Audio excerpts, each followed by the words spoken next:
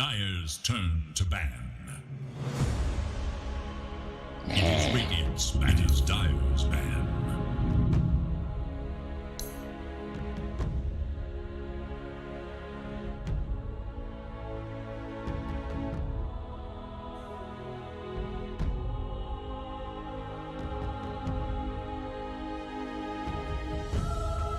Seconds remain. 5 seconds remain.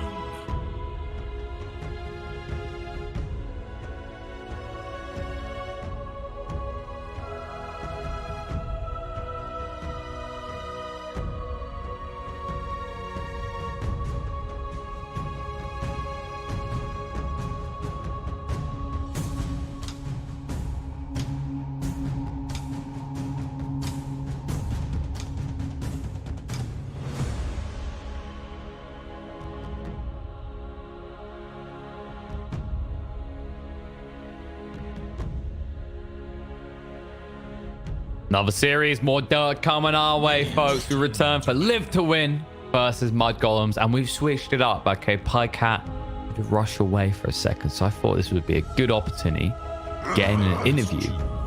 Pycat's chair. How you doing, Pycat? Yeah. Chair Pycat. I don't know which one you prefer. Do you prefer, like, is it Mr. Chair? Ah, good. So I've just got one really important question for you right now. All right. Now, Pycat is usually the boss one. He's the carry. How does it feel to always be carrying his ass? Dire must choose. Oracle. Yep, I can imagine it's quite the burden. I've seen the way that he plays his games recently. I mean, Ogre Magi, and he can't even win his pub games. I mean, what's hard about that hero? It's 2-1. Am I right? I reckon you could carry all the way of Ogre Magi as well. I mean, look at you, you're a magnificent specimen, you know? 5. And if you can carry Pycat, you can carry anything, right? I mean, look at the guy right now. He's stuck here with me, of all places. I mean, I know you're stuck here too, but let's be honest, right? You know, you already were signed into this gig to be Pycat's chair. You didn't really have a say in the matter. You know, you thought you were back in a TI champ in the making, that you were going to be the chair that he used when he was on stage in the grand final. All right, well, that's all we got time for. We better switch over the draft. Any closing words? Yeah, I agree. He does need to step it up. All right, let's hop over into the draft. All right, folks. Since we're done with that interview, Pycat should be joining us again soon. But welcome back to those just tuning in. We have got some CIS EU action. Mudgolems versus Live to Win. And Mudgolems in the opening picks. Already ticking to the boxes for how they feel comfortable in their games. Getting their hands on not only one of Skitter's comfort heroes, but also the highly contested Snapfire. Somehow not being picked as an opener by Live to Win after it's not banned. Surprisingly, also Oracle coming out in the over face. Now, this is a hero we don't really see too much of at the moment. Like right now, there seems to be a bigger desirability towards these kind of aggressive type of supports that on the lane straight away can just like beat into their opponents. That's why Snapfire seems so strong. Oracle can of course do that, usually around level 3. Right now, I would like to see Mudgolems maybe could just consider a DP ban. Like the Morphling Oracle's already a little bit spooky, and yeah, the AA now being gone. Like you can already tell Live to Win have intention to bolster this up further with more sustain.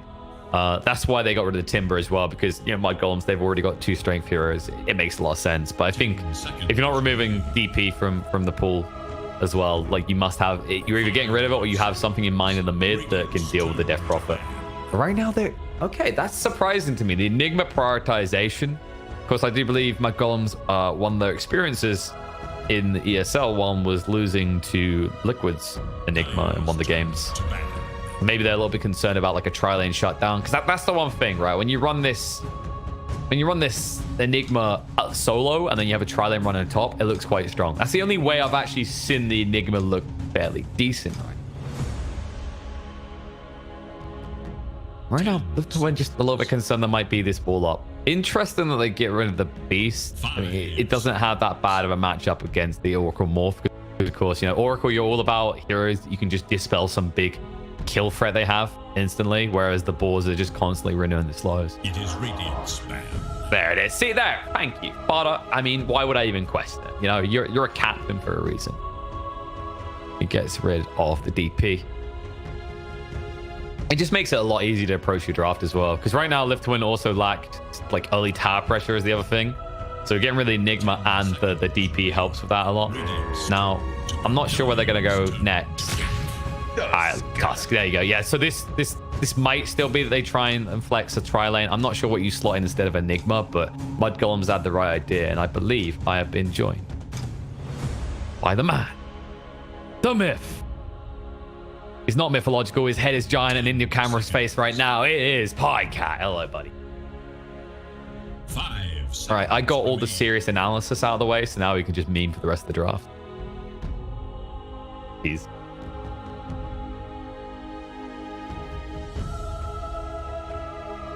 I mean, you know, everyone, like, come on. These heroes have been picked 100 times before, right? Like, yeah, you know, it's the weird crap we say in between.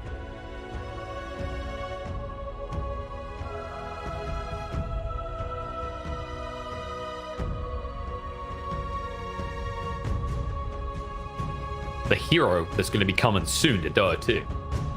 That's right. We have confirmation that a patch is dropping sometime in the next year. There you go. That's all I got for you guys. Sorry. I think people will maybe get like, oh, at the end of this tournament? I don't know. Maybe. That would be good, right? I don't know about you. I was kind of expecting we maybe get a patch at the end of ESL 1. Obviously, the problem is there's always tournaments going on right now, but like, you got to choose somewhere to drop a patch. It is Diamond's man.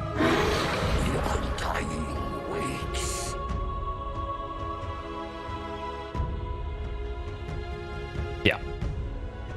You just find someone there, you go, ooh, I forgot that hero exists. Wait, hey, Pudge? Pudge is a hero? That's the one we've been waiting for a very long time, okay? 5 seconds remains. Hero is doggy dude. The only time he had any shine in the light a very long time was when his passive was broken.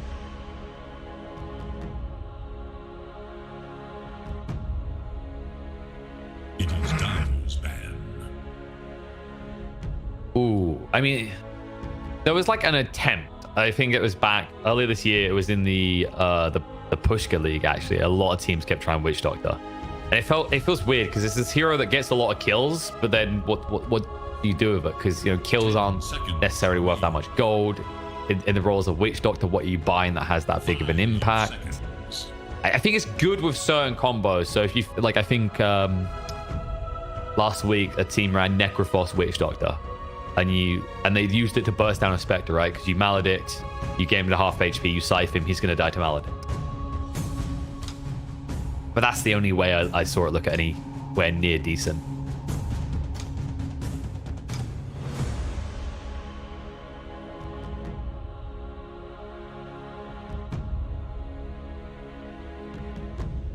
Radiant's turn to ban. Yeah, HR had it. Funnick was playing the Snapfire. Was it? Yeah, I think it was the opener, and then they followed up with the Doom.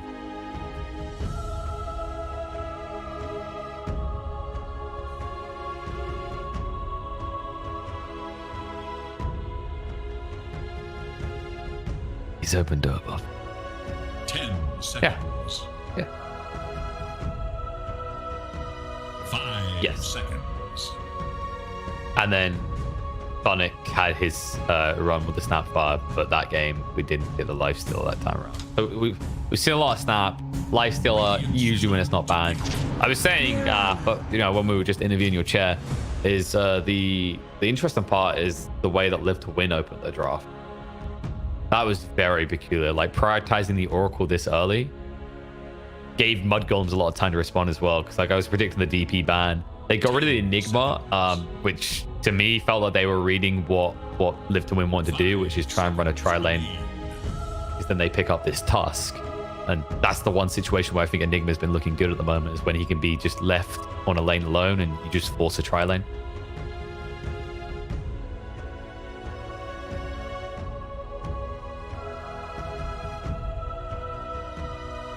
This time around, they might just start with duo lanes. I mean, Tusk plus Tide isn't too bad. You can actually pressure on the lifestealer a little bit. There is still the potential for them trying to run a tri-lane now that it's likely we're going to have maybe Snap, I think, in the 3. Then Mirana 4. Sack. Choose your hero. Ooh, actually, this could be a Snap too. Yeah, there it is. It makes more sense. Because I was about to say, I don't think 33 really plays much Snap. I know he plays a lot of Void Spirit.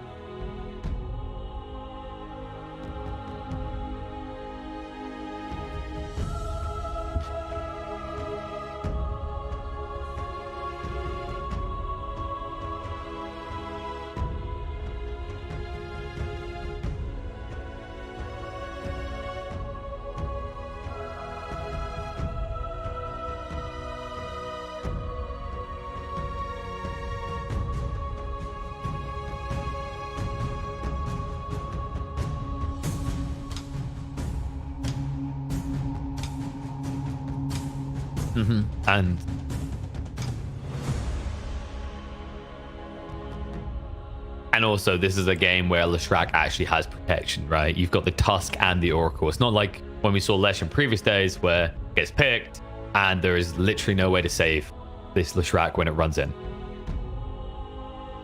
That can be a bit scary, but I am never going to underestimate a quick Axe time on a Snapfire. Like, that's the thing about this mid Snapfire, is it closes the game very quickly. And what you might also see is, like, 33 has flex here. You could go for, like, the Spirit Vessel Ags and, you know, try and shut out the Morph alternatively, because there'll be some saves.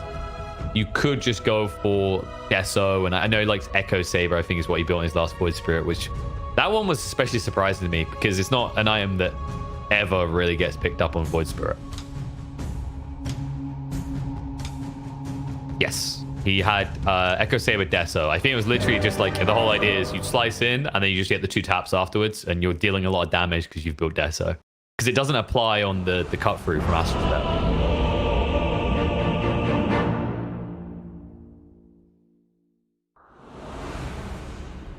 No, I went and checked the back game's stats. I think he's the only one, but that does really, when I say it like that, it sounds like 33 entirely, right? Like this, he is this type of guy that likes to go for his own builds. We talked about how much he obsesses over Helmet Dom when everyone else is ignoring it at the moment. And another hero that he's found his own way to sprinkle his spices on.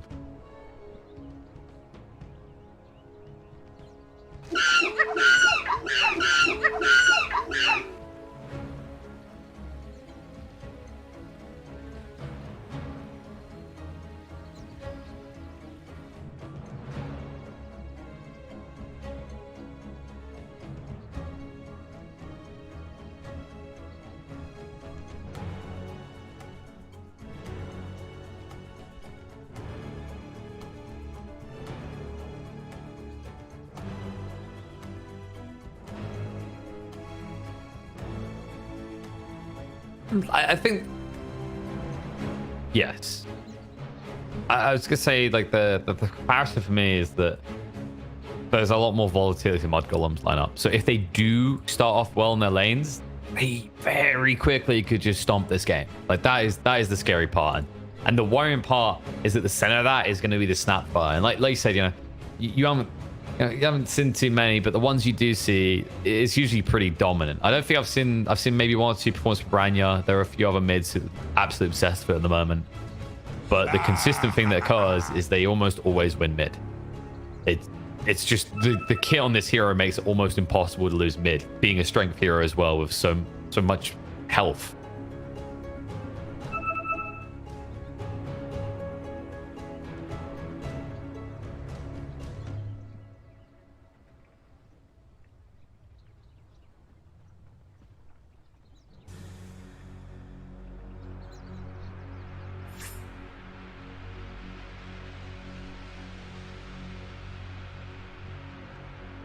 And it feels like it's a very hard game for the cause to die, actually, as well.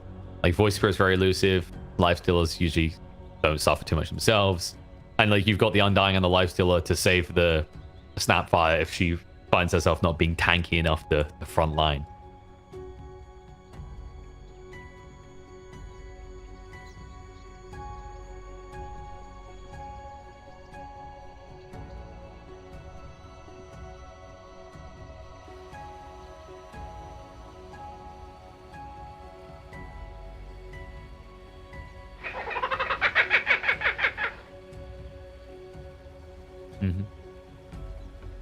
A gift from the night. Oh yeah, I definitely agree. It's a case if this drags out, I definitely see how LTW win this very easily. It's just, obviously they are a young squad. They've proven themselves capable in the most recent series. We'll just have to see if they can actually fare well against mudgolems, because mudgolems, they have proven themselves that type of team that play the lanes a lot, right? They just try and snowball off the lanes. And that has proven their strength time and time again. So we'll see. Differing approaches, as we say. A lot of heroes from Live to Win the bot lane. I think they're maybe expecting some sort of venture from mudgolems, maybe looking for like a cheeky first blood. I mean, they do have good heroes on both sides to fight around the rune. But nothing's going to happen.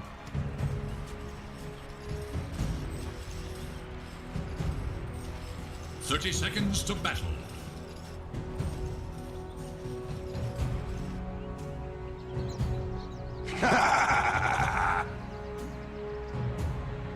Have a little humility.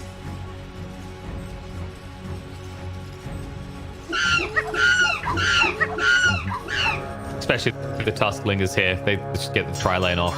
Yeah, you have an Undying, but it's a weird interaction, because if you act really quick off the back of this Tusk, like the stacking decays doesn't really matter. You die too fast to the tag team.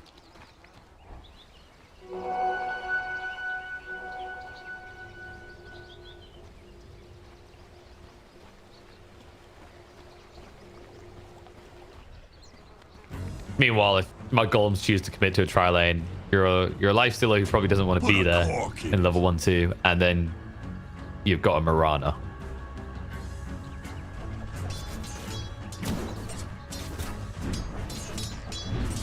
This is the thing. Like, I don't know if Milan can have easy presence in the early start. Like, he could go top or to try, but like I said, you are a Mirana in that matchup. If you don't hit your arrow, you do literally nothing. We could say just hit it, lol, but yeah, just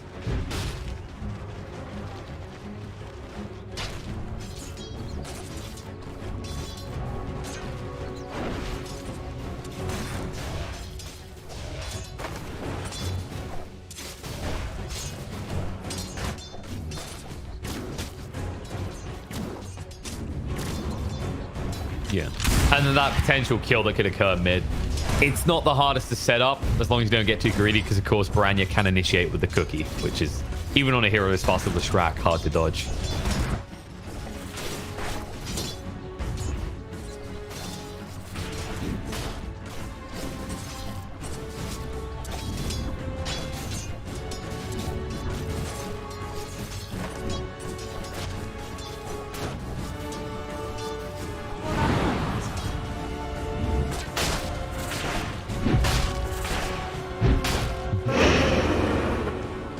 Of course, if a Void Spirit and a Snap get off to a good start, you can see how they can kind of fix that shift from the laning phase. But as you said yourself, you're still going to be a lifesteal playing behind against the Morph, and the question then becomes, if Snapfire and Void have a good start to their game and they continue to snowball, can you close the map quick enough as mudgolems without the lifestealer?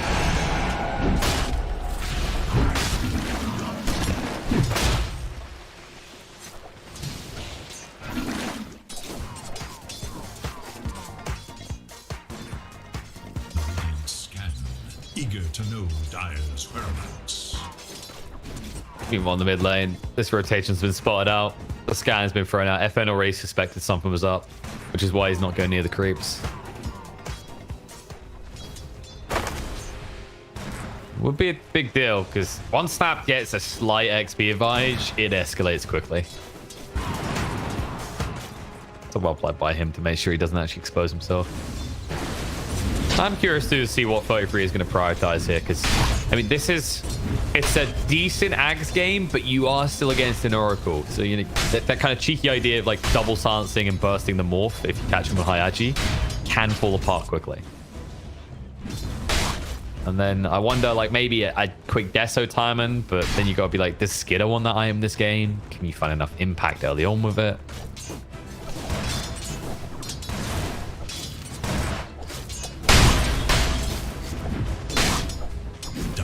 fortified their structures against attack.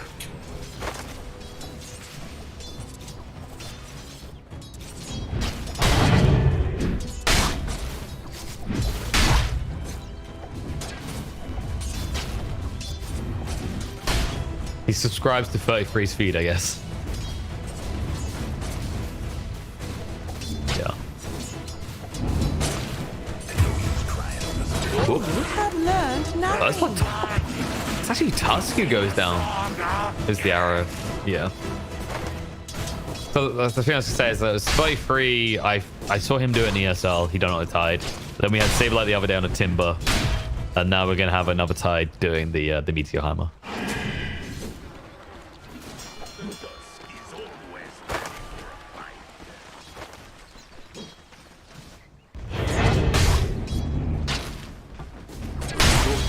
No.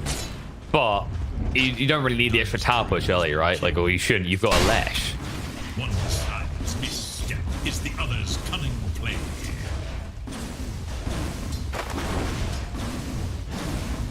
I mean, I guess.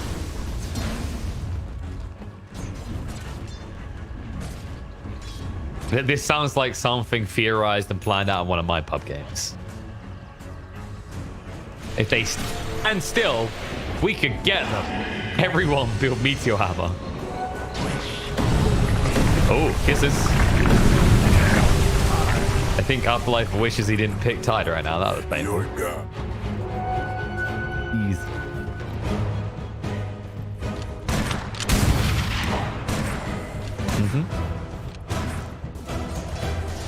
It's just very easy to pressure. Like, you don't feel safe as Leshrac because usually you're like, okay, I have really good movement speed. He can't stun me. The Scar Blast is just ridiculous. That 1 second is enough to then use your cookie. Radiant should look to their bottom tower.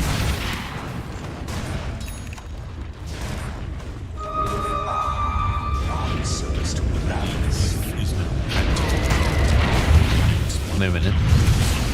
I don't know if this is the way to go. They're going to root him up now. If he's able to cookie away, Arrow is going to be a whip, but it's a failed gank attempt by Liv to win. And Snako is now going to pay the price. They move forward. Piranha has got the Scatter Blast coming off cooldown. That means they get the kill.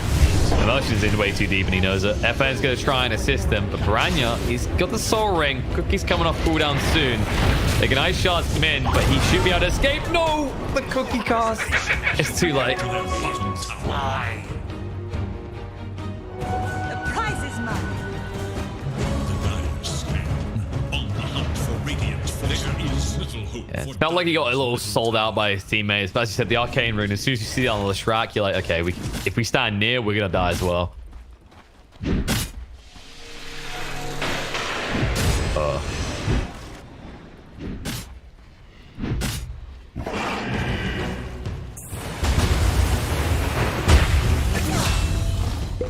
You fought with such determination. I am quite surprised except by that change around from life still being ahead now. I mean, I guess it's all pressure that got forced mid, right? In a one-on-one situation, like they don't really bother each other. They can more or less just passively farm. Dire's bottom tower is under attack. Oh, I was talking about the top. So like, because all the pressure shifts away from the lane.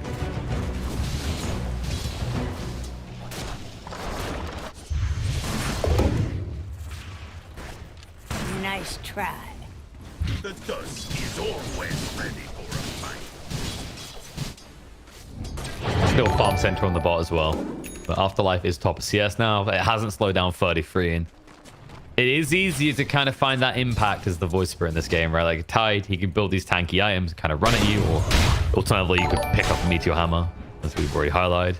Whereas Voice Spirit, because of the skill set, he already has a way to initiate the fights and find pickoffs.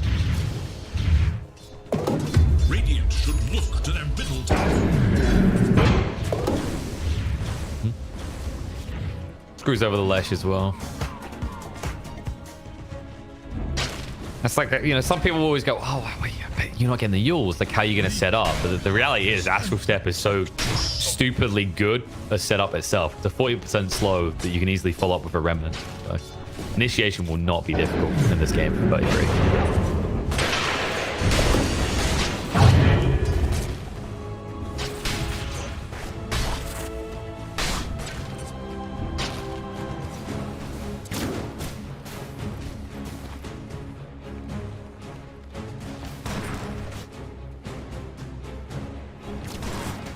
kind of concerned actually because Live to Win haven't been making any stacks at all. You got a Tide Hunter that would benefit from it as well. You know, be even quicker with his Meteor Hammer. That has kind of been the difference. Okay, there you go. There goes one stack here. But I was gonna say that's been one of the big differences between like the teams that we see win more often than lose is the stack efficiency.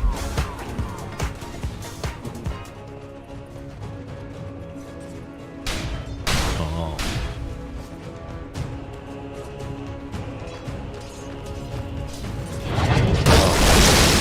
So much gold. Ravage. 33 in a bit of trouble. The kisses will cover him. He'll still go down, but the price might be paid.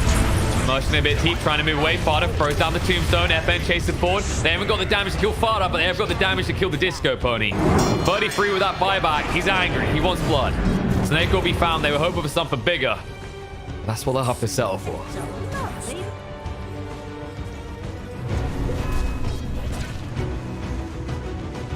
Dire should look to their middle tower.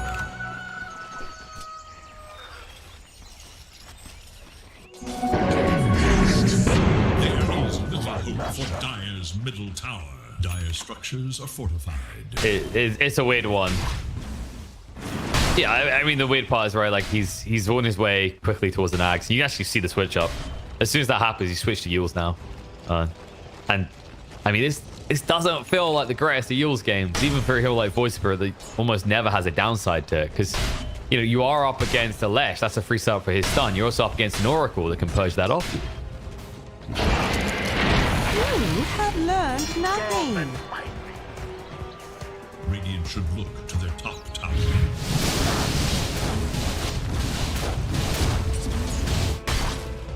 I think it really comes down to that buyback.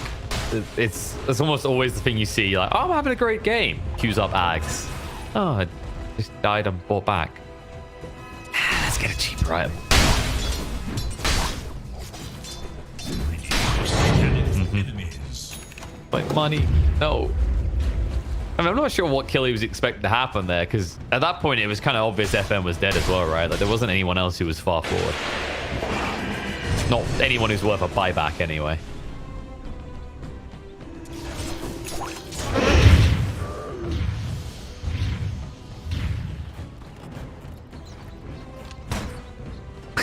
So what we've completely analyzed it now. The final thought is buyback is like, oh no, my gold, but also, oh no, it's a Lesh. Why did I think he was gonna live?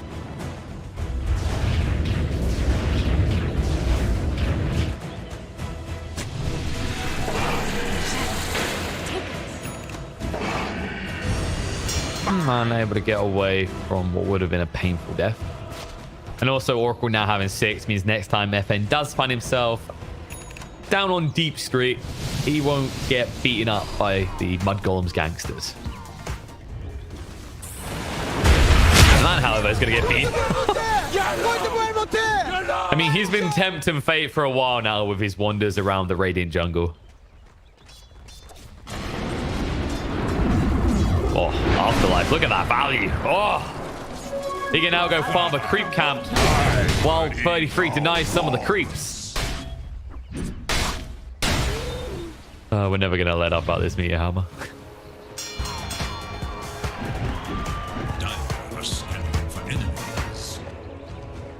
Hey, you know, it looked like a very good item on Ember for like a week. Mum's back. Oh, yes, I remember seeing that a lot. Spectre's like, yo, this is like the future, man. They go, oh, Blade Mail better. Whoops.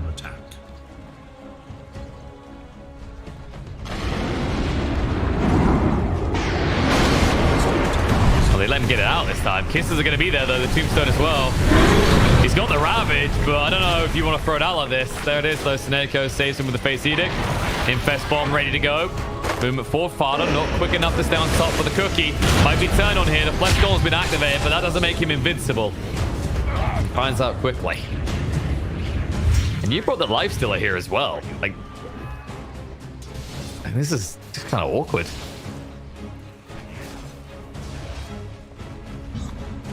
It feels like they made this move a minute too soon. If they do this when they have Axe complete on Piranha, I think it's like a completely different fight with the Undying.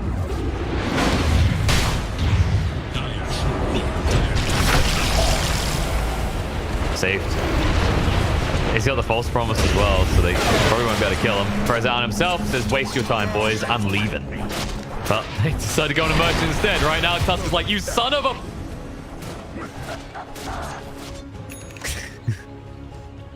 Ultimate anime betrayal right there. Tuskaru betrayed by Oroku. Vanish. FN not feeling so cool about this right now. They're chasing on to him, bringing him low. He's going to turn a fight, but lands here. The haste to move away, but 33 comes around to clean up the kill. Under attack. Dire should look to their top tower. Radiant's bottom tower is in danger. Radiant are scanning for enemies. Radiant's bottom tower. Huge jaws being soon. Let's get up. He doesn't have the infest. This is awkward. Well, at least he got the tower. That was very ambitious. Rania, why?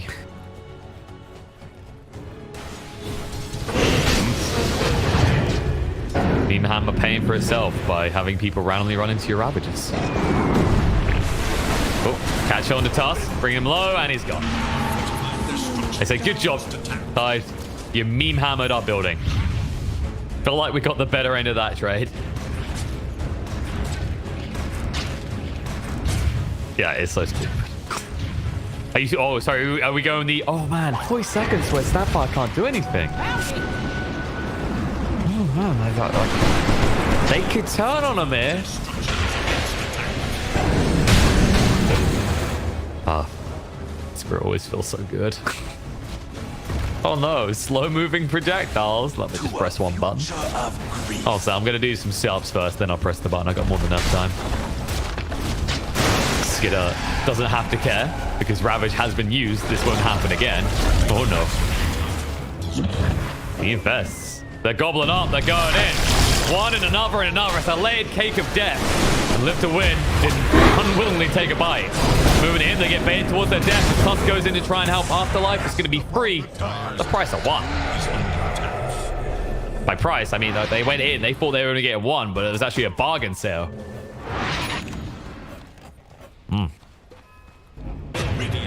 Both referring to the combo and the amount of people they killed. Somewhere, someone. He's got one. Leap a little life defense on it. There you go.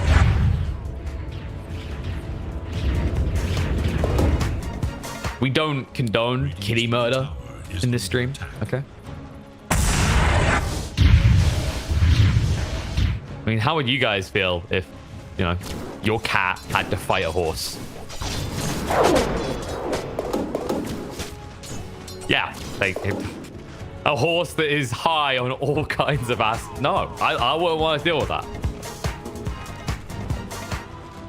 Oh, you know what? Because there's a disco horse, to make it fair, do we just put, like, do we put roller skates on the horse's hooves?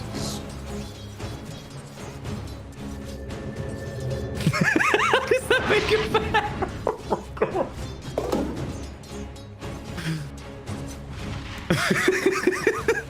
If it's a race, maybe the cat can keep up if it can figure out how to use all four legs to skate.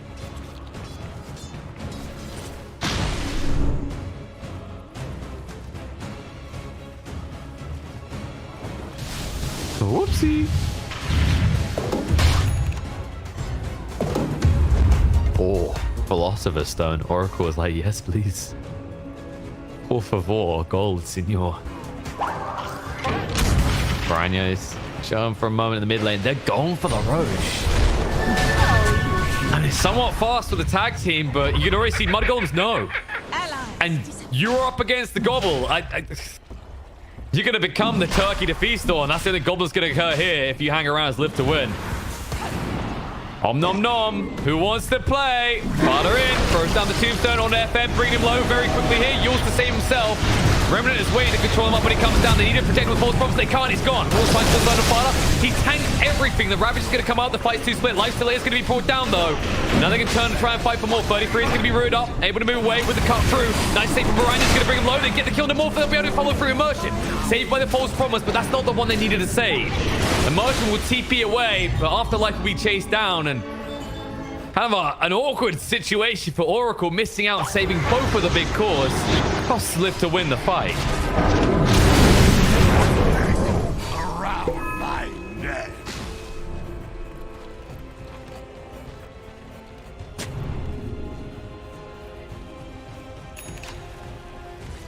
Radiant's bottom tower is in danger. Easy shot. Dire's top tower is under attack. Yeah, and they've done a good job of controlling Seneca. That was the thing. Like, he misses the false promise opportunity to save FN, then he misses it to save LTW as well. And at that stage, you know, there's a reason he throws out on the Tusk. He's just so tired of seeing people die, and there's no one left to save. Radiant are scanning for Got it. The thing that I will say about that combo, by the way, like the gobble up is so stupid with Undying, because you don't have to necessarily hit like a Ravage equivocal initiation. It's just it sticks an Undying in a position where he can get a good tombstone and screw around with everyone.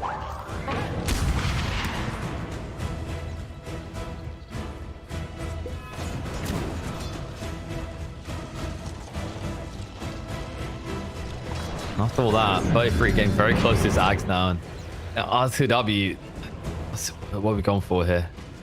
Claries. Yes. I hope.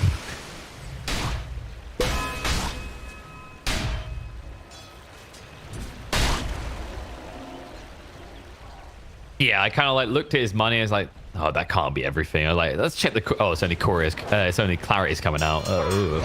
Gobble up top. FN. That is an ambitious TP. Snake, oh no! He was mid-cast on the false promise. He won't even get out himself. How about that? Oh, no, no, no. This is... I mean, we're seeing the weakness of the Leshracs. Radiant's bottom tower is under attack. And this was our concern. If mudgolems start to snowball, it's going to be trouble. Infest to save Milan, facing LTW because he used the waveform and the arrow is on him. Even with a morph, it's not going to be good enough. He's gone. Afterlife refusing to use the Ravage. Does his best with his Meteor Hammer, but really is starting to look like it's slightly shorter tile of the meme hammer. Its top tower is under attack.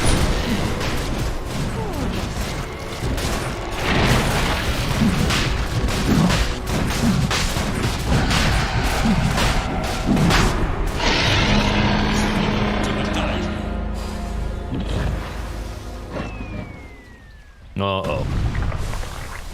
BO3 smells something to kill. Decides against it because they're too far away. And he hasn't got his Ags yet. But, I mean, next time, they'll probably go even deeper. Because now with Ags complete, with an Aegis and your Life Stealer, world's your oyster. Also, Milan almost has the Spirit Vessel now. So... I really, really, really would like to see LTW change this item choice.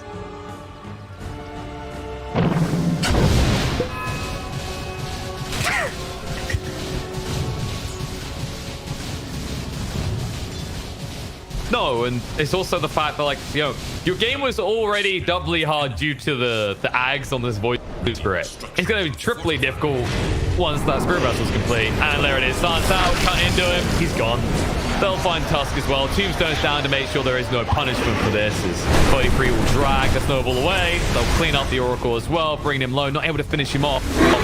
But they'll get Afterlife. That's the bigger target. Kisses now to try and kill him off. He protects himself. They'll turn over to the other targets. Immersion brought down, and Afterlife in the tree line will also fall. And it's just live to win, watching their teammates die. There is nothing they can do. Is under attack. Radiant's top tower has fallen.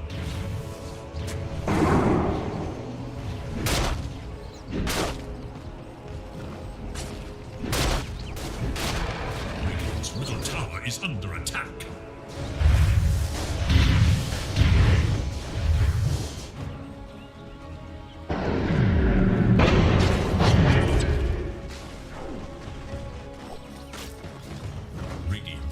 tower is under Yeah. attack. Yeah, you can't even argue that you picked up the E-Blade because it has flexibility, defensive and offensive, right? Because like, if you were trying to like justify an E-Blade purchase, I don't think there'd be any argument for defensive against the amount of magical damage that mudgolems have.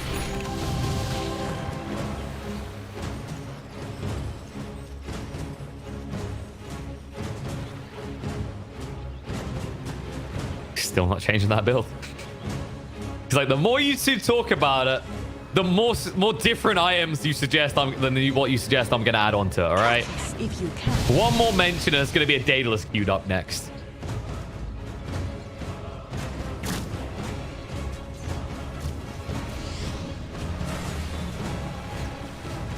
He's like, I'm warning you, it'll be a rapier next. I don't feel like LTW knows what he's doing with this morph. Double rapier.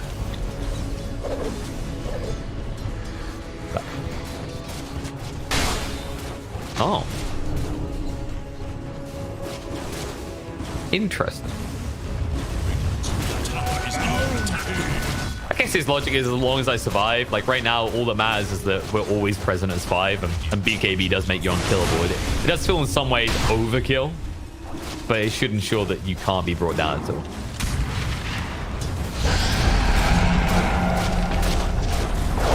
I'll finally look to finish this tower. Afterlife can only watch.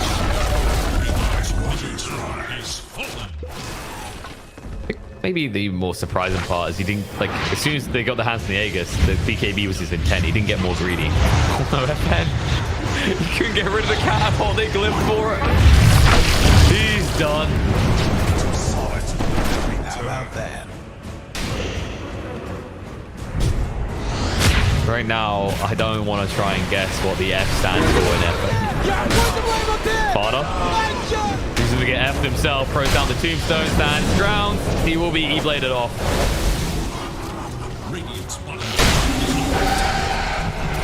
What does that mean? He wishes he had the lead that Far's team does right now, so maybe a little bit envious. Gobble! Uh-oh! Moving in, starts across, and LTW's gone again. He has not changed his item build still. Tusk. To his death, trying to blink away. 33 is waiting though. He wants to play. Skidder says hi.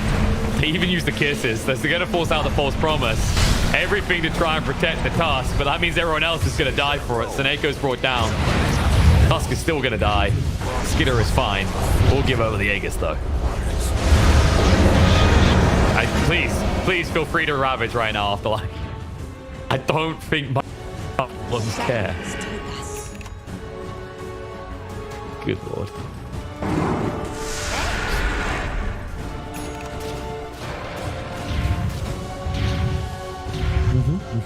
He...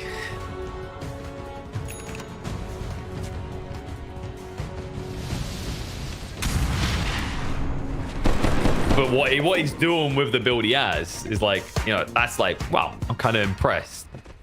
But is that more because he's doing good, or is that because of how bad the other cores are doing? The latter.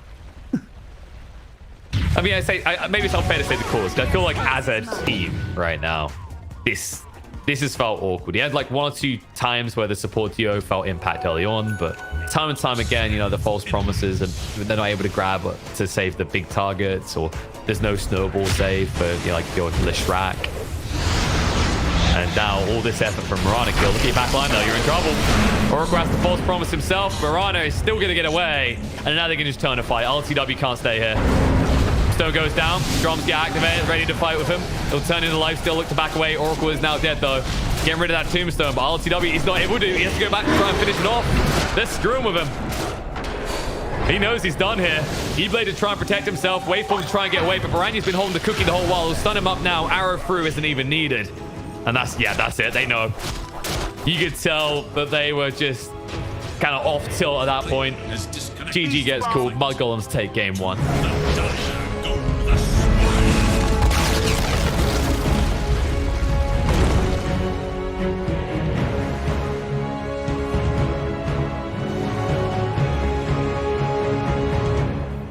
Yeah, it was very weird, right? Because like that's the type of, that's kind of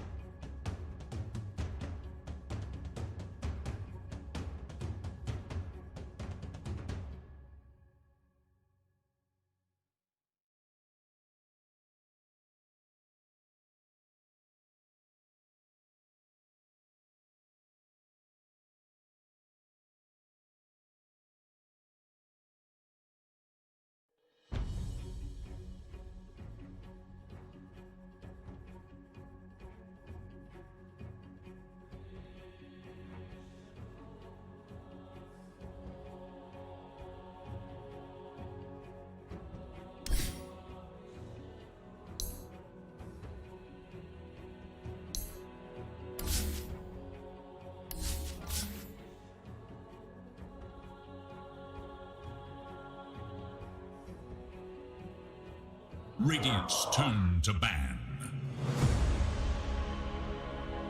Seems easier currently, you know, except for that Funnet game earlier. Ooh.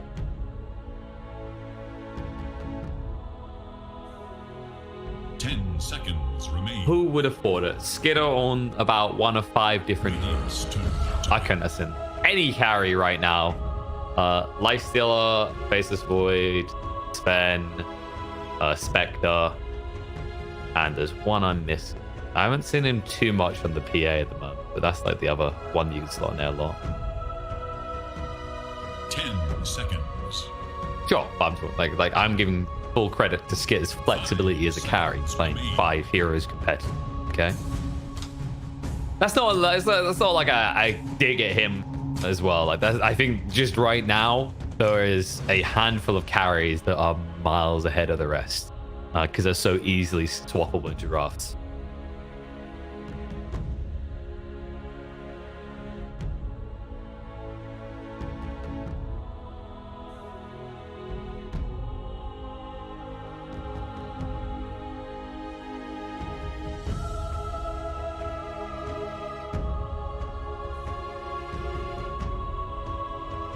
Dire's turn to Lion. So smart and insightful, but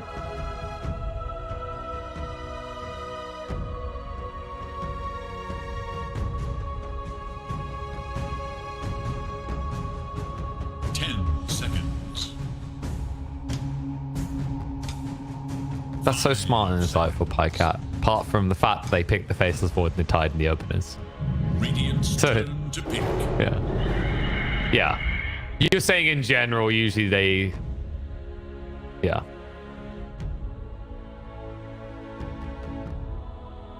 whether that's because, you know, they like to try and get the gotcha picks in the other lanes, or it's the current state of the game, or if it is a case, you know, Skitter's feeling comfortable and only a handful of heroes, that's, you know, that's for us to ask in a non-flaming way in an interview one day to Fada or Skidder. The Undying, not too surprising. I'm more concerned about the one that got picked before that. 10 seconds. 5 seconds.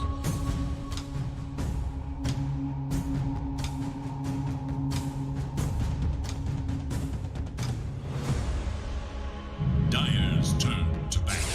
Axe. It is Radiant's ban. Or Piranha special. The next level. You know, we saw what he done when he rushed an Axe on a Snapfire. You know what he's going to do when he rushes an Axe on a Lion? Feed. He'll feed. It is Dire's ban. I don't know. We'll see if they can get the impact early, because even on the early laning phase, I'm looking, I'm going, a Lion? Really? It's these heroes? Maybe if you run it top against the Axe, you can annoy him a little bit, but you're probably going to be up against Axe and Phoenix as a Lion, which is pain. Dire must choose. Now live to win, to round out the draft. Maybe some extra initiation coming out of the mid, because, you know, Axe and Phoenix, they feel better as that second layer of initiation, right? Invoker. Okay, that's a hero that can start the fight for you. Tornadoes in, EMPs and whatnot.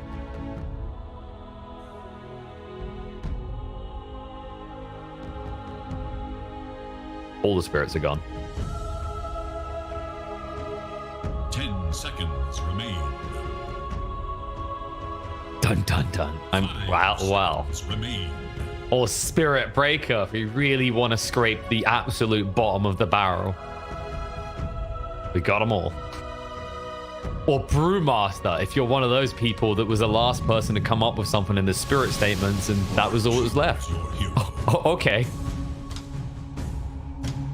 That looks like a mighty greedy draft on Mudgolems, if I do say so.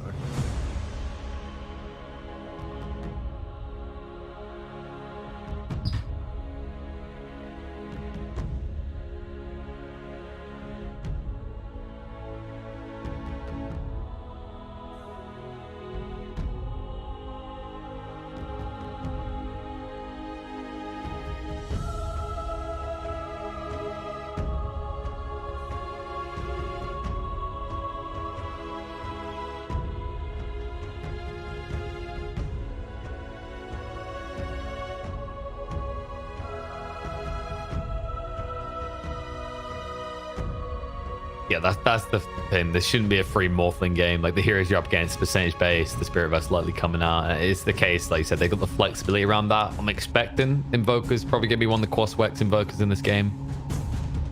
Otherwise, you're just getting too greedy. And if you try to get in a greed match against mudgolems, you said, you know, with the lane matchups already, they're gonna come out ahead.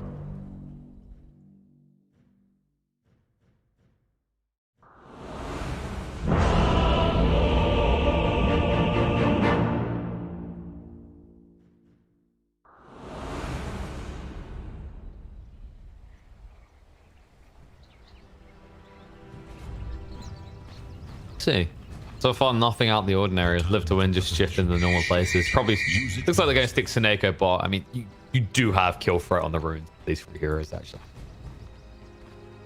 if you find the right one. And I'm gonna say that, you know, even if Live to win's lanes look like they could be a bit rough, even if, you know, like mudgolems have this more greedy draft if you don't punish it early on, it might be quite easy to punish because they've got a lion. I solved the puzzle.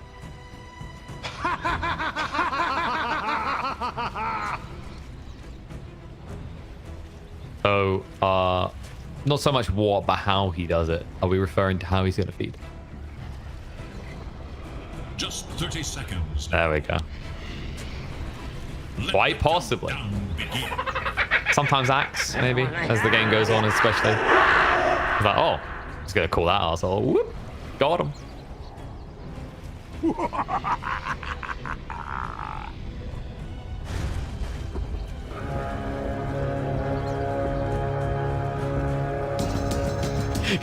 You just see your health and you just mash all your buttons as a line. You're like, okay. Whew. Had my impact.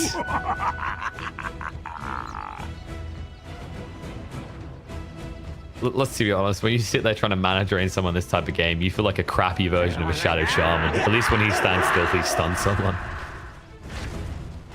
Yeah, get him, Milan. I got this stick. I want him to throw daggers at me. But no dice. Now, I'm pretty sure last time, it was a few moments back when we saw a line last, and we did criticize the crap out of it, and we mocked it. I do recall that team winning, so...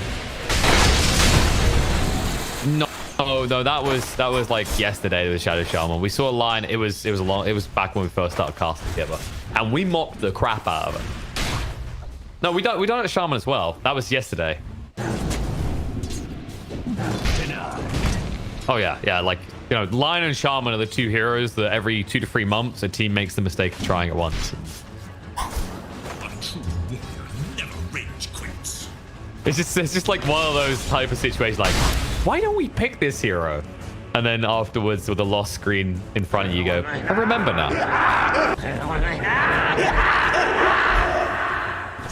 No, it was Shaman yesterday, remember? Oh, you did personally, okay. Did you have like 20 finger kills or something? Oh, okay.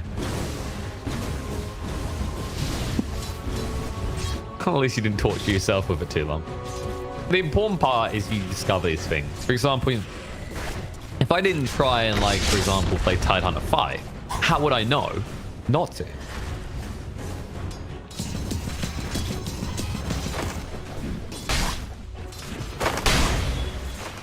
We've done this before. There's not even someone about to eat shit in this game. It doesn't fit. I mean, this but Tidehunter 5, you know, that's like, it's like crap that's been sprinkled with, you know, sprinkles and like some tasty syrup on top. Like, you don't know. I'm not gonna try it. But I'm saying someone might. I'm not me. Because you see, I've already tried Tidehunter 5 and I know how bad it is. Well, that would have been quite the confession for the day, wouldn't it?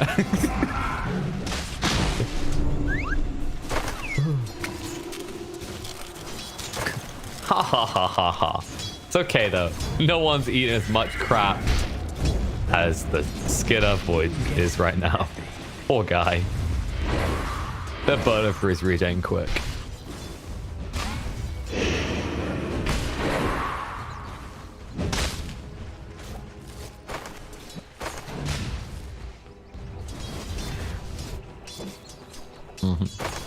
Especially you can punish the Phoenix, right? Like, oh, what's that? You're down like half HP because you keep casting your spells. Nice. Jump in, one bash, the soul rip and gone. Also double strength lane against Sparta. Wow.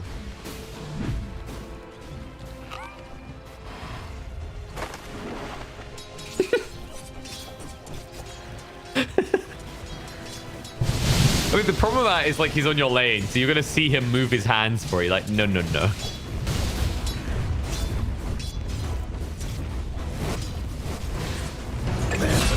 That's true. Oh, and we're distracted by that in top. See, look at that.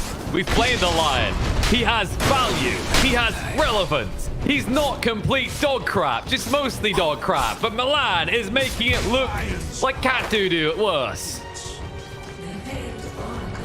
Don't know if that's better than dog crap, really, but they got the kill.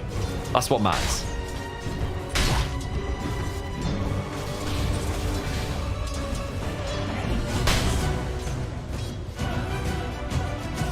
I mean, he done it first. Afterlife, you know, he'll claim the first of it for the series, but BO3 done it before him.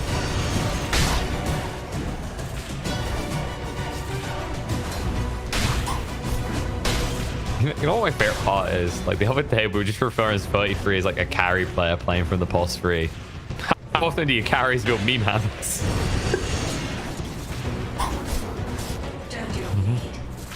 The problem is when you say that, I'm concerned for your pub games if your carries are building meteor hammers. Moving in. X good. Can I get the kill? See, this is the infamous caster curse. It's not just that Milan is a god lion picker. It is clearly that we've stomped the idea into the ground so much that with his fierce resistance to our concept of door, Milan is excelling.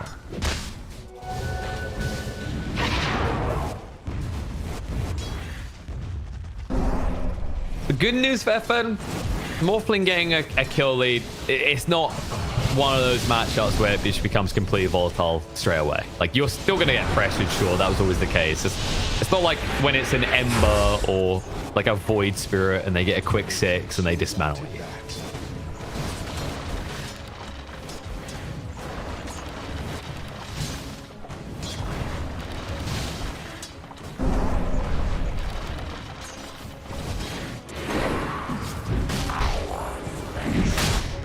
According to plan.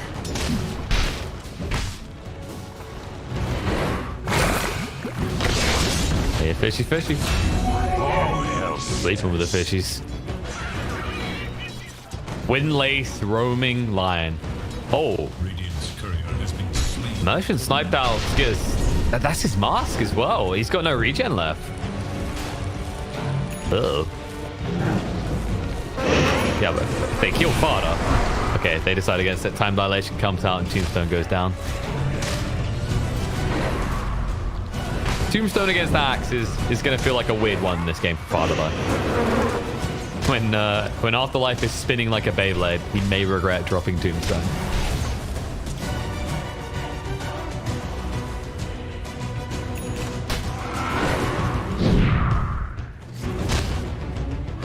Thank you for that very deep analysis. Very slow. Is now active. Slow, no. Hunt for radiant forces. Radiant's bottom tower is in danger. Dire should look to their top tower. Be on top of people. Easy. Farland getting a bit bulky. Time dilation's going to come out again. Immersion will ensure that Afterlife doesn't get punished though. Farland should be fine. He's still got the soul rep. But time for the moment is the key word here, because there is a lot of heroes from Live to win in the bot lane. Reap your harvest and they know it as well. They munch the trees and go even deeper. Farda has no tombstone for 10, so if you get caught now, it will be very bad. TP's coming in though. The Ravage Man is here. But they're not going to give him an opportunity to use it.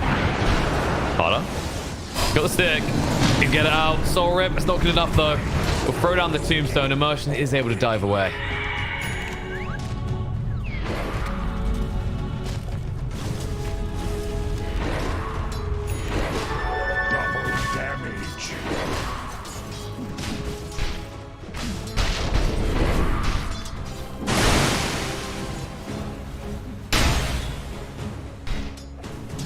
I mean, Skitter could just TP top at this stage. Like, top should be more or less a free... There it is. Yeah, it's a free lane. There's no reason for him to not shift over there now. And at least now 33 can try and pressure onto the tower bot, right? Like, he's already achieved his objective top.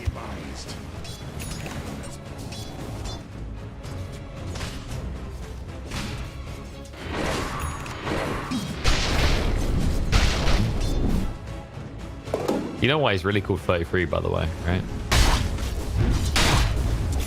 Because there are 3 tier 1 towers in the game, and due to his meaty hammer builds, he's the one who keeps taking them. It's just a repetition. It's like 3, 3.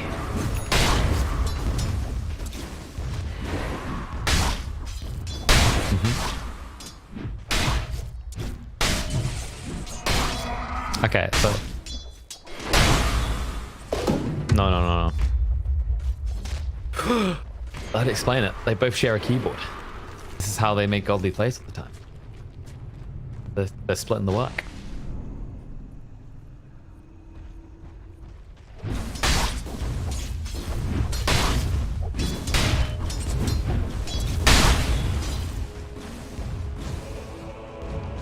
Well, I mean... See, here's the problem. I'm not sure if by Doa rules you'd be allowed to, because Ogre Magi is one hero. Right? So by that logic... But they're not Siamese. They're not attached. I don't... Like, I feel bad, because I feel like we should know the real term, instead of like the kind of group name of Siamese. The jungle has everything its desire. Like you can go, I guess you can go with joined twins, but I think there's like a technical name.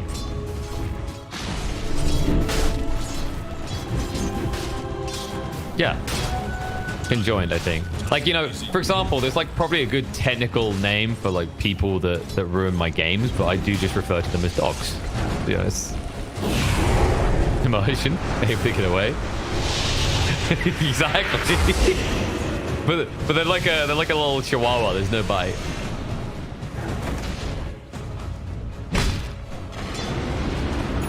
$43, do it, man. See, it's 3 towers for free.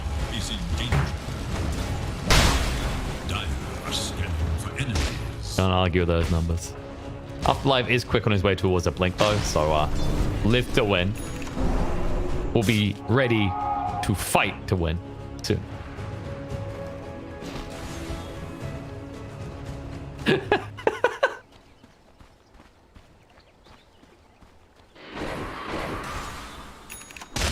The living to win. Oh, okay, yeah, let's go again. Man, we just need more names like that. Let's just get... I just want a series of teams that are named after Bon Jovi songs. Living on a Prayer would be the best one, and they just pick RNG-based heroes. I can see it already, just like the RNGesus is in the chat. Oh, they're deep mid. Milan's almost gone. Wand and Sora will heal him up, though. He has got the Hex. He'll throw it out. Min-maxing it. He pumps the finger, but decides against it. Farda's burning up as well. The cool's going to come out. Both supports on the side of mudgolems are down. But 33 has this Ravage. You can see he's watching and he's waiting. He's charging in. And they'll give way. They said, okay, no, please. No tentacles. I've watched too many creepy animes that want to be involved in that.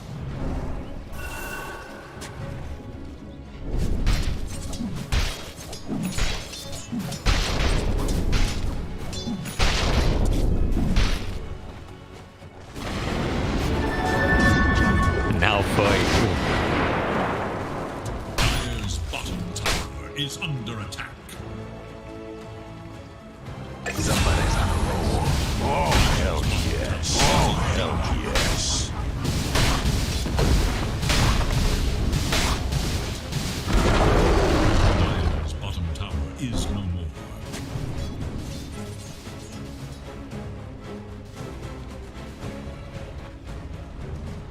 which, you know, he couldn't have done without the assistance of 33, giving him 3 towers for free. Is under attack. Oh, what?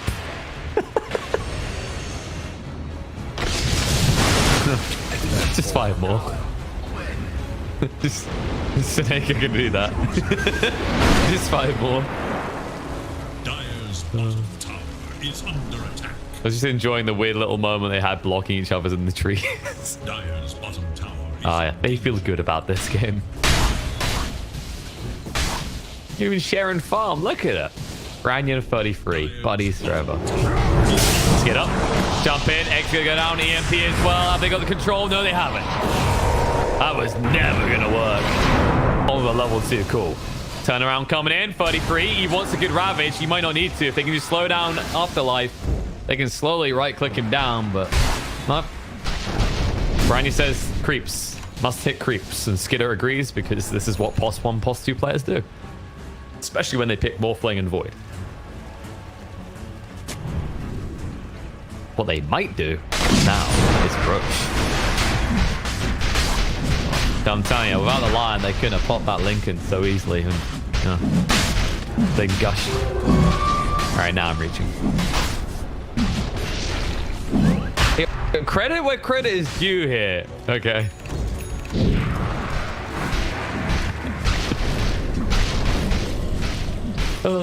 Like the dead horse on the purple dead horse on being is kind of comparative to the dead FN Leshrac last game. You know, it's just flopping on the ground, being beaten repetitively.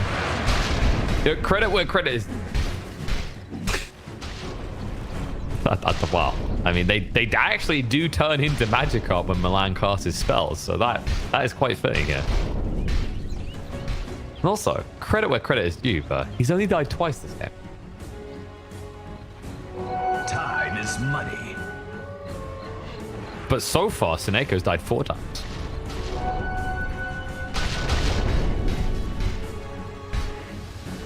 It's true. This should make my life But that easier. does mean that Milan hasn't been feeding.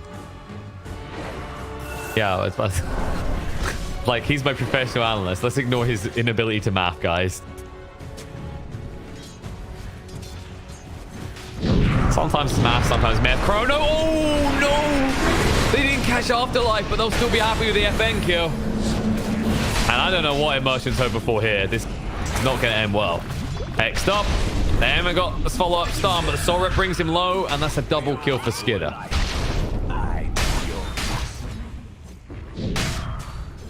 Right now, that looks bad for Lift to win, but they're going to be happy Axe didn't get caught as well because he was right next to that Chrono. If that had been just a little bit south, Skidder would have got a nifty bonus kill. Then again, actually,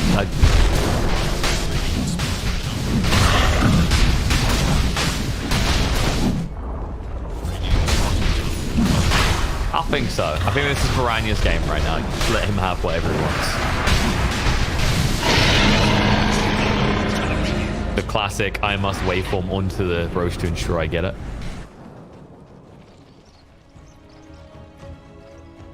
Is he the top carrier though? Alright, love it. Radiant's bottom tower is in danger. That's true. Pretty sure Piranha right now has some questions to put the PA's way, and the PA is very susceptible until he gets this BKB online against the E-Blade.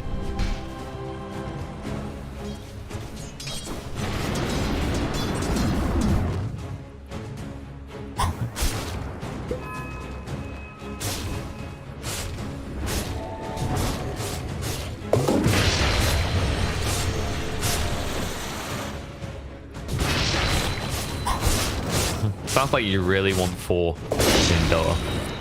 Instead of throwing daggers, you just throw hammers.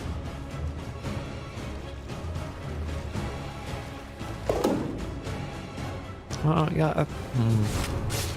I feel like that's better on a Pango because you can do it either way. 4 javelins, or you build 4 mithril hammers and then build 4 maelstroms. Personally, I prefer the 4 Battle Furies and then hope you reach level 25 for the triple dagger. Skid up. Rewind. Shouldn't have trusted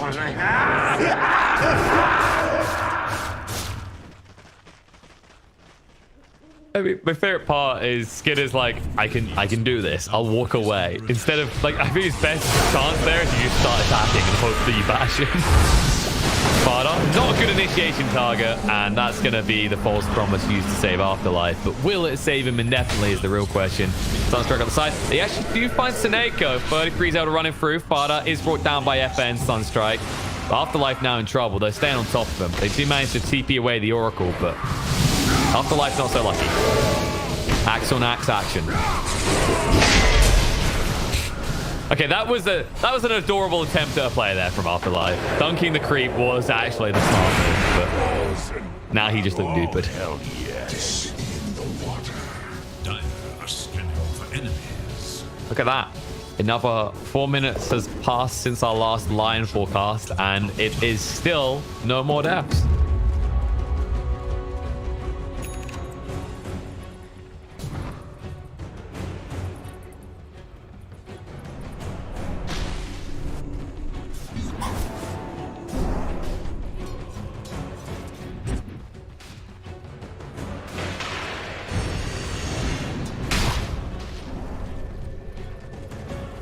He is alone up there, though. That is... Yeah, that's the big deal, right? Like, everything about their draft says, LTW, take it away. Whereas the thing that mudgolems do have going is they can say that to either Skidder or Baranya.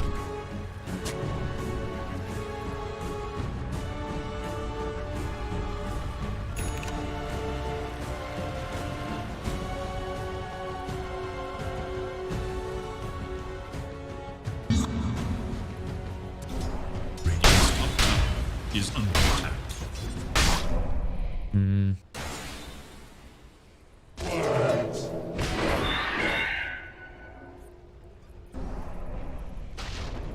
There is little hope for Dire's middle See if they can spot anyone on him. Phoenix is able to yoink one of them and TP away, as Milan is not able to get there quick enough, seeing as he went for this Aether Lens build instead of the Blink.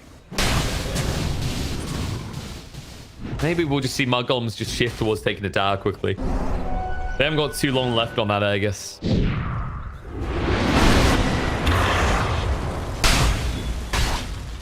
mean, surprising how hesitant they seem to actually just go for the tower. There's going to be smoke now coming out from Lift to Win, and this complacency, we'll see if it was the right move from mudgolems or if it's going to be punished.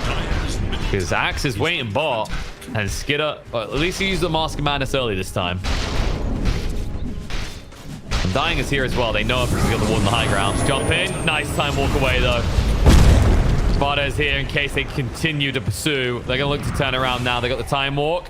They can't hit the time dilation, so there won't be any punishment for that. Unless Afterlife chooses to hang around here. Which he is indeed doing.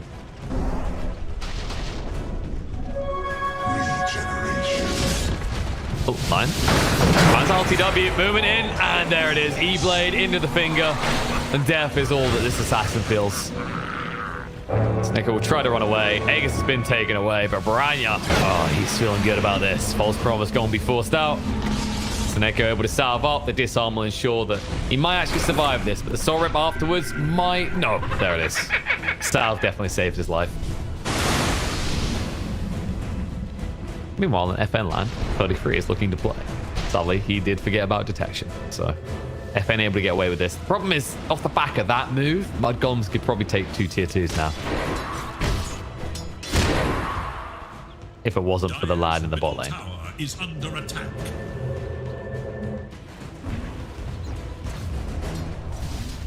What's the move right now for Liv to win? I mean, we saw them try that smoke play, which... Dire structures are fortified. Reap your harvest and protect your soul.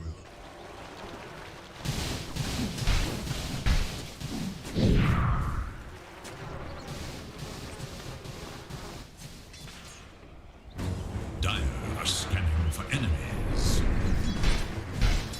They're a bit obsessed with him. And he might be able to get out again. They're going to catch him initially. Sunstrike follow-up, and he's gone. No chance to react to that. Couldn't hit the BKB in time. Tower is under attack. Radiant structures are fortified. And loot. It's the weakness in their draft right now. Because you see that mudgolems, they're always really playing around Baranya because it makes sense. He had a great lane. You know, he's off to a great start to his game. Why wouldn't you play behind them more? But this can be the weakness of running these two together, as they, in terms of like what they require and they want their team to play around them in the mid game. It's very similar.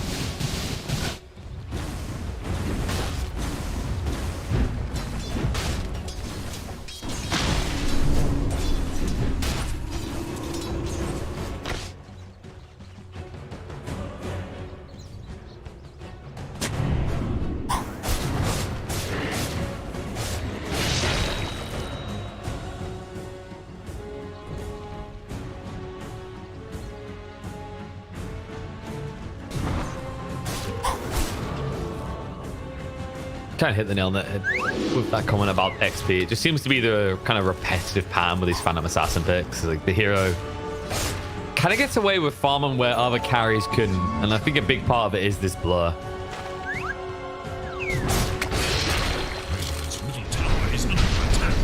Let's not even get started on the talents that you unlock as the game goes on. Looking at you, Phantom Strike cast range.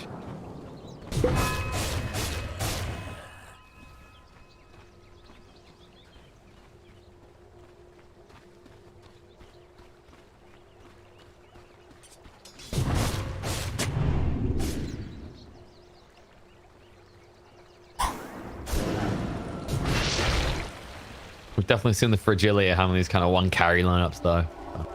See if mudgolems split load. Blows live the win away. As they're on opposite sides right now, there's smoke wraparound. Evoker, he shows for his second. The Forge Spirit is always left, so the smoke won't connect. And Roche has quite a long spawn time on it. Minute and a half until it's up again. This should favor Lift to win, because it's likely they're going to go for a smoke in the next minute.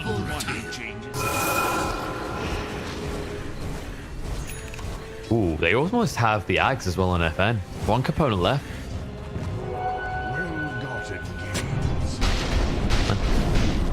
The Ags on the Invoker. We've seen how easy it is to pick up the Void so far, but when you have Cataclysm there, like the follow-up could be catastrophic for mudgolems.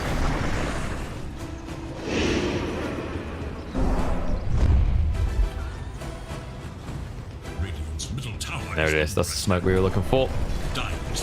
A wrap back to secure their own jungle because they're aware that either mudgolems were going to go in the pit or Roche is definitely up soon and it's the primary objective. But with Skidder too far forward, Afterlife off the mark. Skidder has to beat Game E. Chrono, turn around and fight. 33 is there with the Meteor Hammer. This is why he built up. False Promise is going to come out. They have got the Ravage. They'll use it now. Milan stunned on the side. Cold Snap meant he couldn't do anything. Buyback's going to come out from the Oracle. Lion's dead for 45. They're going to chase forward to the Tidehunter. The egg was used, but 33 trying to run this one off. He is speedy, not speedy enough. LTW has to use the BKB. Baranya with a haste still runner's able to move away though. Buyback will come out from the Tide, but without a Ravage, what are you looking to contribute here?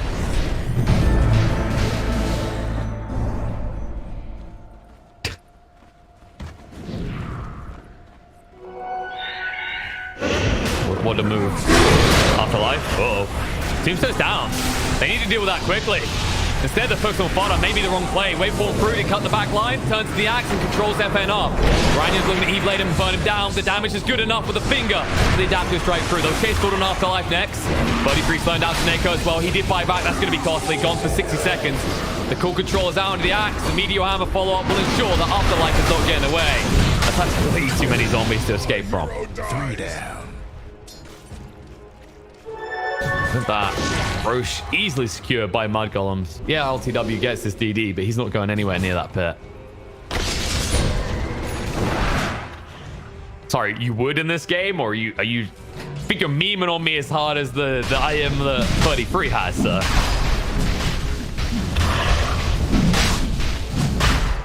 Oh yeah, you just just throws a dagger. That's true.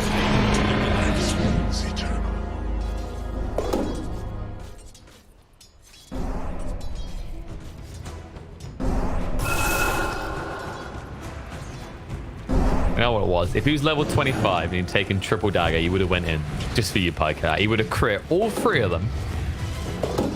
And then mudgolems would have broken their keyboards, confused at the RNG. Oh, speaking of RNG, Fada, he just got stunned. Oh. I think he would have preferred the crit in that situation. Mind you, I think the crit might have outright killed him.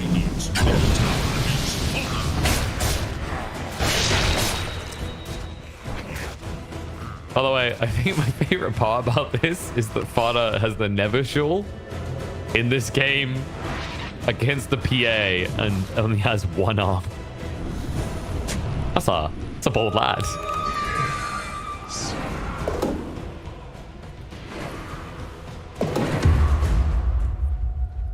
It's a pretty high value item, right? When you're full agi, you just get the heal and then switch over.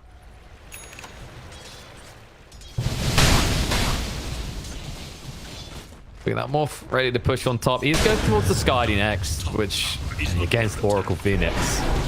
That's going to put a big dent in Live to Win's abilities to sustain through the start of the fight. 33 has got the Ravage. Doesn't want to throw it out just yet. It's going to be controlled up. He hasn't been unleashed to throw out the ultimate, but there it is. Going to use it now. Piranha forced to go back in the follow-up. Milan, Finger on the PA, bringing her low. She's going to be gone. Egg is not going to achieve anything here.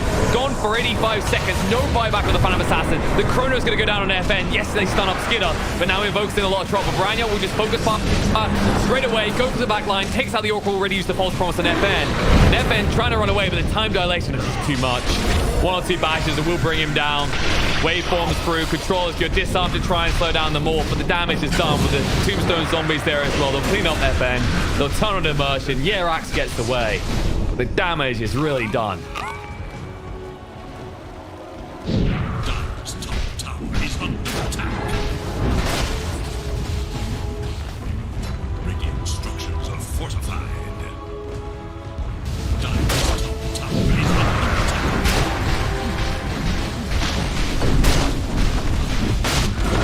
Also, the way Milan just kind of boldly went in. The outcome was going to be for him, but he proved once again what you do with a line. Just go in, press all your spells. What happens next doesn't matter. You've had your impact. Even these axes are axeless.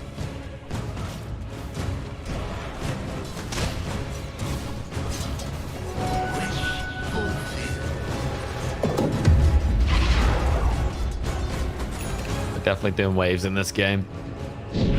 Now let's see if there can be a return towards Live to Win's net worth favor. Yeah, there is no Chrono, there is no Ravage, so really mudgolems for the next minute should look to dodge fights.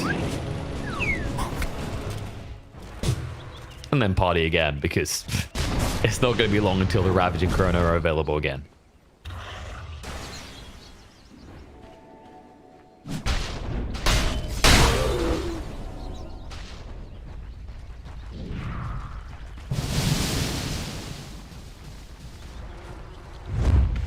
When you look on the side of Live to Win, like, what's your next boost? I mean, Axe is going for this BKB. I don't really know if I'd say it's going to protect him in this game. And PA, at least almost that's a Satanic can play, but this is risky because, you know, you're investing in this. You're still quite a bit off. You do not have buyback as it currently stands. If you get picked off now, you're going to be dead for a long time. And that could cost you the game. Middle tower is no more.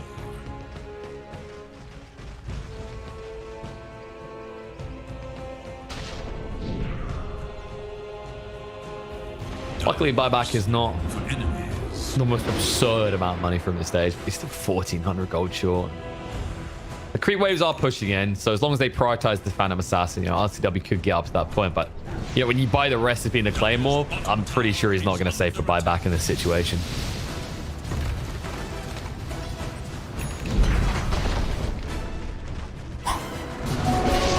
Dire's bottom tower has fallen.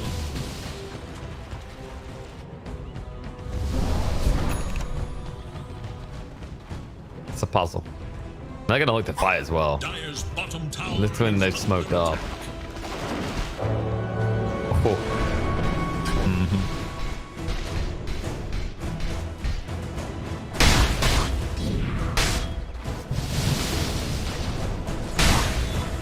No. That's not the way Milan plays these fights. He likes to be on the same screen, as we've seen in the last 2 fights, where he just goes as deep as possible. I wouldn't be surprised if he keeps doing that. Now, if you're having this blink, you catch him off guard if they're not careful. LTW will be revealed. I don't know. So let's back up. I think right now, mudgolems, they're kind of content to just chill, right? Like, yeah. At this rate, LTW will get satanic, but if you just wait for the next Roche, with the advantage you have, the type of items you have, it feels like it's very hard for Live to Win to contest it.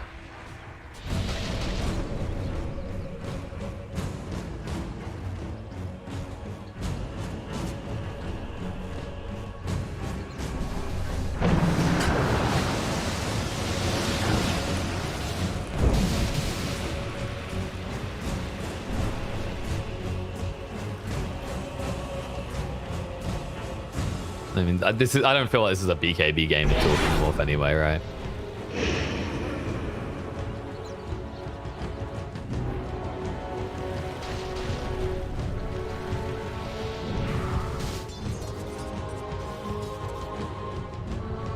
Invoker himself is going for BKB next, so no more offensive items coming out from FN at this point.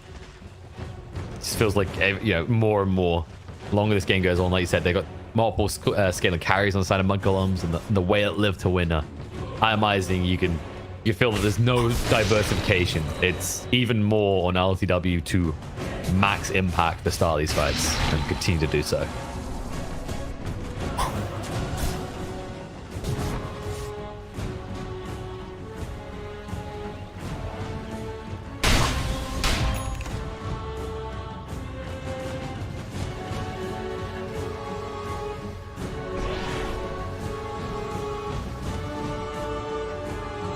I got a feeling he's probably just gonna go for the damage. I feel like we don't see the daggers as much.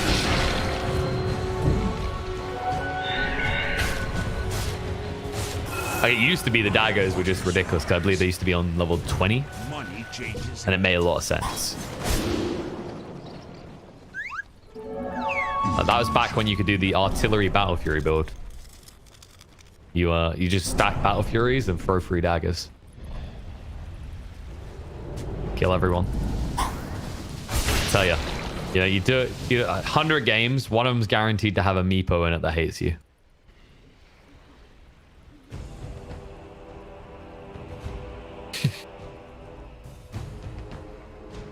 You're the post one, you know. You got like your team's willing to give you the space for the first Battle Fury, and the first Battle Fury pays for the rest. I don't see the problem here.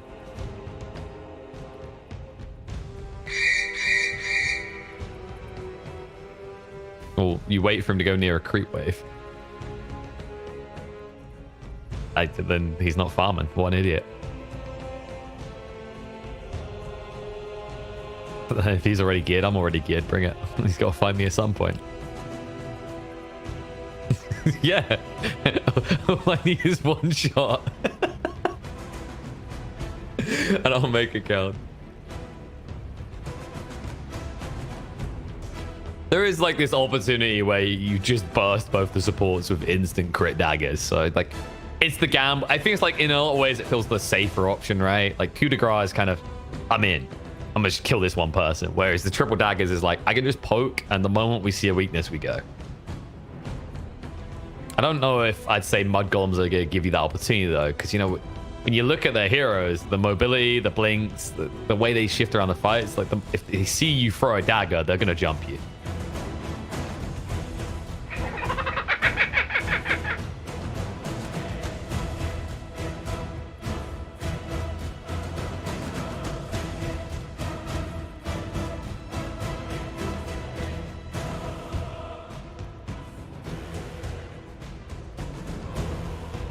I think the big deal is if Seneko can get to this Aeon disc without any big fight, and he has a minute to do so, because that's the weakness.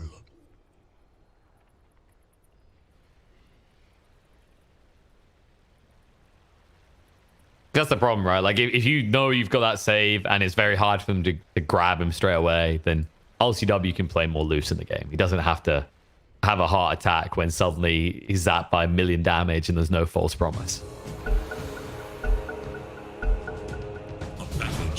I think that's how that works. You know, I'm pretty sure Lion just points his finger at you and you go, check yours, and just die. It's definitely been the way this game's been playing out. Party leading the way. Play free. There goes Seneko straight away without hesitation. Cool to try and slow him down. Cataclysm as well. Not really good enough. The Tombstone's already down. Jump in. The crit's going to come out. Buy back from both the boss 5s. The disarm on a Morphling is has to back up. But Axe needs to be careful.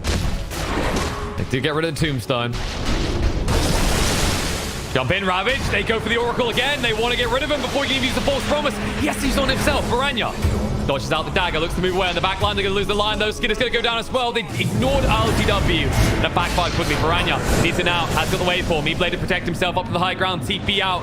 Very quick. Will be able to escape. But Skinner's here now. He needs to be careful. He did fight back for this. 33 is deep behind enemy lines as well. Everybody knows what it's going to come down to at this point. It is that Roche. And without Ravage, Mudgolems have substantially weakened themselves.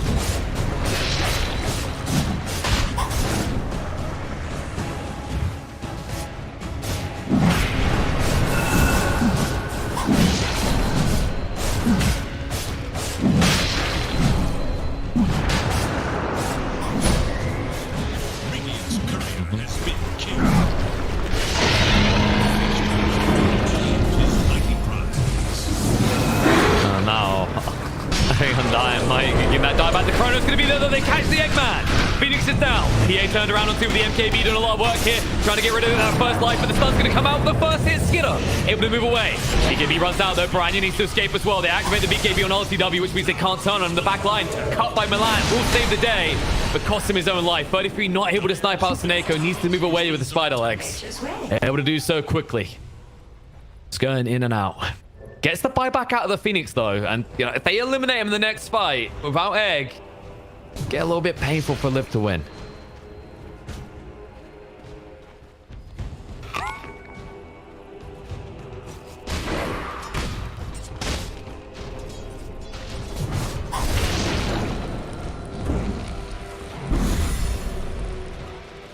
Yes.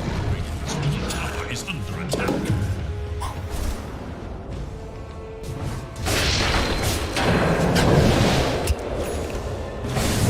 Come on. I'm guessing it was the Devi Rapier. I don't think we're in that territory yet. Oh, PO and PA action. This is my approach to Meteor Hammer, and I like this 33. It's the zoning Meteor Hammer, you know? If they jump me, if they jump my team, we'll get him. Trying to get rid of that Aegis easily. Oh, yes, the Satanic to heal up. Easy with a trip dagger. I can try and control him a little bit. Dive in. Needs to be careful. X is going to go down. They pop the own disc. Kupada needs to move away. Throws down the Tombstone, trying to escape quickly here. They will turn onto the Tombstone instead, which means Fada might live, but no, the chop through.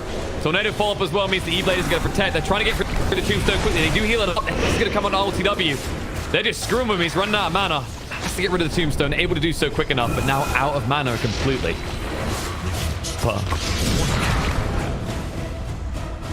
It's ridiculous because he took the mana drain slow as well. So, you know, once you get rid of all the mana supply, LTW has no way of doing around these fights. They're just screwing with him. You know, even with 3k HP, he knows how fragile he feels in this game as the Phantom Assassin. And you know, this back and forth skirting does favor Mudgolems because they're going to have the chrono in 15 seconds.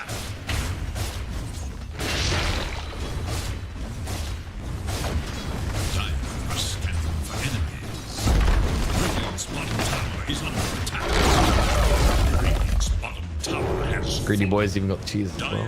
Middle tower is under attack. Nah, he just uses the shadow hammer. Mana drain again. Out of mana. LTW is gone. That's one life. Look at 33 as well. This is so deep. He can interrupt him. Chrono's gonna go down. Ravage to cut the back line. They're trying to burst through him quickly enough. They need to deal with the Oracle though. Seneko can't get close enough to save the day. LTW has to stand and fight. The BKB has been activated. Under's gonna be cocked on the Tidana. That gets him though. LTW is going to live. Cackling some zones over where they needed all the equity, but they can't get through it in time. They're going to lose the boys. Skin it down for 110 seconds without buyback. Morphling has to run. Yeah, you get through the first life. Yeah, the Ravage look good. But now it's the PA show.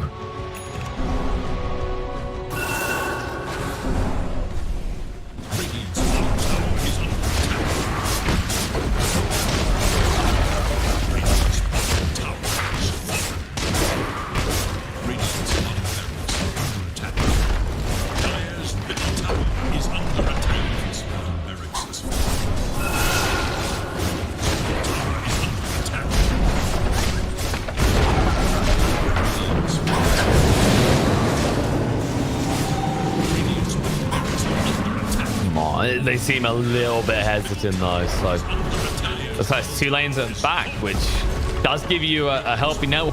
Hopefully, if you don't continue, there you go. They're like, nope, no wait. Remind me what that Void used last fight. 33 jumps the back line, Zap out as well, trying to bring down the Phoenix, but no. Tide is gone. Phoenix lives, buyback comes out from the Tide, but the damage is already done. Morphling is down, no buyback, 160 gold short, and that should be the game. Even it up 1-1 apiece. I mean, unless there's a miracle coming out from Milan here, I'm not sure how the hell he'd do it though. Oh, 33. He's looking to get buyback. If he gets the other rune, maybe, but the tier 4's already down, and now he's TP'd out. He has no way back himself. The Morph is going to try and get in, but it's too late. Repair kit. Call from Afterlife will cover it. Game 2, go on the way of Live to Win.